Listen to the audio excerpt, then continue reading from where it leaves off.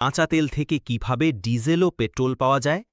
সবচেয়ে আগে মাটির নিচ থেকে কাঁচা তেল তোলা হয় এবং সেটিকে প্রায় ৩৭০ ডিগ্রি সেলসিয়াস তাপমাত্রায় গরম করা হয়। তারপর সেটিকে একটি মোটা পাইপের ভেতর প্রবাহিত করা হয়, যেখানে তা বাষ্পে পরিণত হয়ে ওপরে উঠে যায়।